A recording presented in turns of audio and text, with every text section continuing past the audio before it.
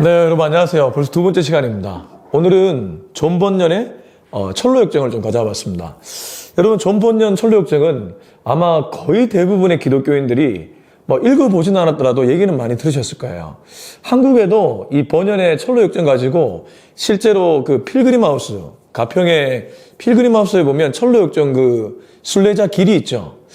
이 존 번연의 철로역정도 C.S. 루이스 그 나니아 연대기나 또 순전한 기독교 이런 거 못지않게 되게 유명합니다. 우선 번연의 생애를 보면 번연은 마찬가지로 영국의 작가였습니다. 근데 이 사람이 청교도 그 신앙에 푹 빠졌어요. 당시 영국은 국교회가 아주 주력 그 종교 아니었습니까?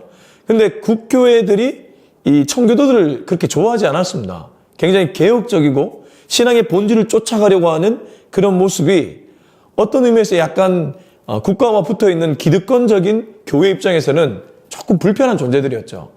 그래서 결국 이 청교도들이 나중에 국가의 그 억압에 못 이겨서 떠나게 되고 그렇게 해서 찾아간 땅이 바로 미국이었죠. 아무튼 이 존 번연은 청교도에 심취해 있었다. 철로역정은 기독문학의 아주 고전입니다. 자, 한번 보겠습니다.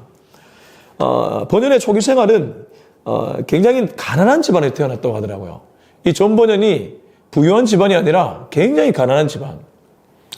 여러분, 그 가난하다 보면 사람이 물론 가난해도 그 가난을 잘 이겨낸 사람들이 들어 있지만 가난을 잘 이겨내지 못하고 가난을 상처로 읽어버리면 자기도 죽고 남도 죽지 않습니까? 이 번연도 충분히 그럴 만한 소지가 있었던 인물이었죠. 아내를 딱 만나면서 완전히 달라집니다.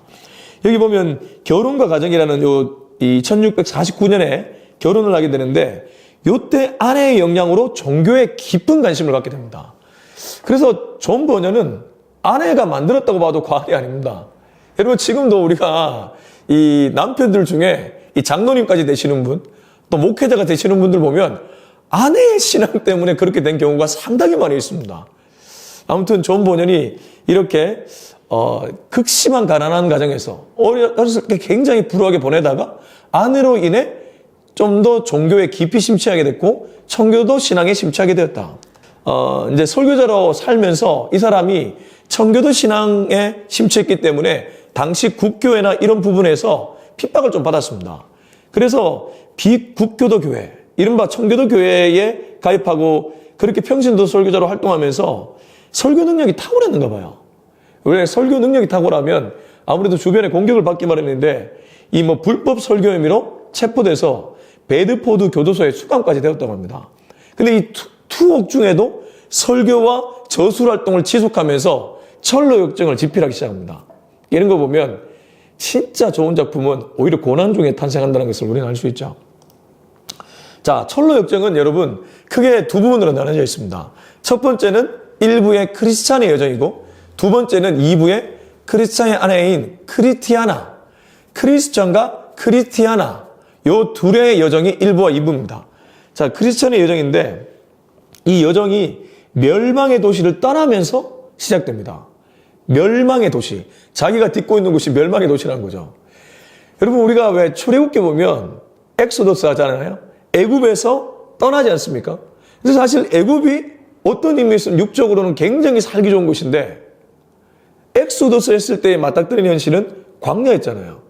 이 철로역정도 똑같습니다. 도시라는 곳이 얼마나 아름답습니까? 그리고 향유할 문화가 얼마나 많이 있습니까? 근데 거기가 멸망이라는 거죠. 나를 멸망으로 인도하는 그 도시를 떠나는 거. 거기서부터 시작된다는 거죠. 근데 이제 떠나면 마치 출애굽한 이스라엘 백성들이 시련을 만났던 것처럼 절망의 늪을 만납니다. 떠나면 바로 천국이 나오는 게 아니죠. 기독교 신앙에 기이했다고 바로 좋아지느냐요? 전혀 그렇지 않죠. 그래서 세속 현자의 그릇된 조언이 여기서 나옵니다. 그러니까 현자는 현자인데 세속적인 세큘러 현자가 조언을 하는데 그 조언을 듣다가 오히려 여러 가지 어려운 일을 겪게 되죠. 그래서 좁은 문과 해석자의 집에서 중요한 영적 교훈을 얻게 된다고 합니다. 좁은 문과 이 좁은 문이 오히려 거기가 더 나중에 나를 빠르게 인도하는 문이다. 아볼루온과의 전투에서 사망의 음침한 골짜기를 통과합니다. 그리고 허영의 도시에서 유혹 등을 겪지만 충실과 희망이라는 동반자들을 만나서 이 여정이 결국 천국까지 도착하게 됩니다. 특별히 이 충실이 마지막에 죽거든요. 세속시장에서 충실이 끝까지 믿음을 지키다가 페이스풀, 신앙의 그 충실 있잖아요.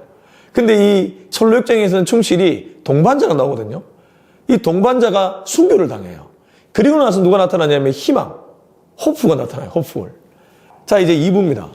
2부에 이제 크리스티아나의 여정이죠. 이제 크리스티아나의 여정도 1부 못지않게 이 공동체를 중요하게 여기죠. 어떤 의미에서는 더 중요합니다. 가족이 출발해요. 이거부터가 의미심장하죠. 1부에서는 크리스티안 혼자 여정을 시작했다면 이제 여기서는 크리스티아나가 내 아들과 함께 순례를 시작합니다. 그리고 뭐 더 많은 순례자들이 합류해서 믿음의 공동체가 형성되고 각자의 은사를 발견하고 공동체 안에서 성숙해져 갑니다. 여러분, 신앙을 확인하는 곳이 공동체 아닙니까? 관계 속에서 내 신앙의 수준이 가늠되잖아요. 관계 안에 들어가지 않으면 내 신앙의 수준을 알 길이 없죠. 10년, 20년 예배만 드리면 자기 신앙을 어떻게 알 거예요? 밖에서 사람들 만나고 안에서 사람들 만나며 스몰 그룹과 빅 그룹 이렇게 만나가면서 자기 신앙이 검증되겠죠.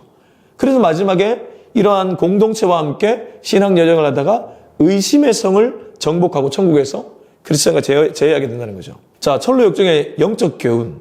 이 책을 읽었을 때 우리가 받을 수 있는 아주 좋은 영적인 그런 영향이 있는데, 첫 번째는 이 구원의 여정에 대해서 좀 제대로 알 수 있습니다. 회심하고, 회심에서 끝나는 것이 아니라 천국 가는 그날까지 인내하고, 영적인 은사를 발견하고 공동체와 함께 그 순례의 길을 가게 된다. 반드시 순례길에는 시험이 찾아온다. 온갖 유혹들이 찾아오는데 이 영적 전투에서 믿음으로 승리한다. 그러면서 자연스럽게 공동체의 중요성을 깨닫는다. 동반자들이 나타나는 것, 상호 격려하는 것, 함께하는 믿음. 혼자의 믿음이 아니라 공동체와 함께하는 믿음. 그래서 마지막에 천국을 향한 소망, 천국까지 가게 돼서 하나님이 신실하셔서 결국 그들을 천국으로 인도하신다. 이걸 우리는 철로역정을 읽으면서 배울 수 있다는 것이죠. 특별히 그 1부의 크리스찬의 여정 말고 2부의 크리스티아나, 내 자녀들의 그 여정은 시작 때부터 공동체의 중요성을 얘기하고 있다. 자, 제가 오늘은 책의 중요한 에피소드 하나를 가져왔습니다. 크리스찬 1부를 가져왔는데 철로역정 1부에 거의 막바지에 와서 크리스찬과 충실, 이 페이스풀이 허영의 시장이라는 이 세속 시장의 도시를 지나가게 됩니다. 이때 이곳은 세상의 모든 욕망과 쾌락이 거래되는 장소입니다. 그러니까 욕망과 쾌락이 막 거래되는, 사실 우리가 듣는 삶의 현실이 늘 그렇지 않습니까? 근데 이 시장에서 이 페이스풀이 끝까지 신앙을 지킵니다. 그래서 어떤 일이 벌어지냐면 이것 때문에 이 시장의 사람들이 분노를 해요. 그래서 충실을 재판장에 넘겨버리고 충실은 재판받고 처형당해버립니다. 이른바 순교를 당한 것이죠. 그래서 재판에서 충실은 끝까지 진리를 고집하고 신념을 지키다가 순교를 당하는데, 존 버녀는 이 에피소드를 통해 다음에 몇 가지의 중요한 메시지를 전합니다. 첫 번째는 세상의 유혹과 박해 속에서도 신앙을 지키는 것의 중요성, 진리를 위해 목숨까지도 바칠 수 있는 믿음의 가치를 이 충실의 순교를 통해 보여주고 있는 것이죠. 세상 가치와 하늘 가치가 얼마나 다른지를 보여준다고 볼 수 있습니다. 그리고 이 충실이 순교하고 끝나는 거 아니고 하나님이 이 크리스찬에게 또 다른 동반자인 희망을 보내줍니다. 그러니까 충실이 있는가 하면 희망도 있다는 것이죠. 이 새로운 동반자 희망을 만나 여정을 계속하게 되는데, 이는 신앙 여정에서 우리가 겪는 시련과 상실, 분명히 우리가 천국 가기 날까지 어쩔 수 없이 유혹과 어려움과 고난과 또 불편하게 만드는 사람들과의 관계 속에서 시련과 어려움, 상실 이런 것들을 겪지만, 충실이 떠나가도 희망이 오는 것처럼 하나님은 누군가가 떠나가도 또 다른 누군가를 통해 은혜를 주신다. 이게 존 버년이 이 에피소드에서 말하고 싶었던 부분입니다. 자, 오늘 여기까지 존 버년의 철로역정을 한번 살펴보았습니다. 여러분, 다음 시간에는 제가 C.S. 루이스 책 한 권 더 하려고 합니다.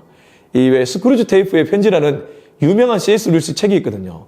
삼촌 마귀가 조카 마귀에게 그 가르침을 전수해 주는 건데, 마귀 입장에 쓴 거지만 실제로는 신앙인들에게 굉장히 큰 울림을 주는 그러한 메시지가 나옵니다. 그래서 다음 시간에는 다시 한번 C.S. 루이스의 스크루지 테이프의 편지를 함께 살피도록 하겠습니다. 여러분, 감사합니다.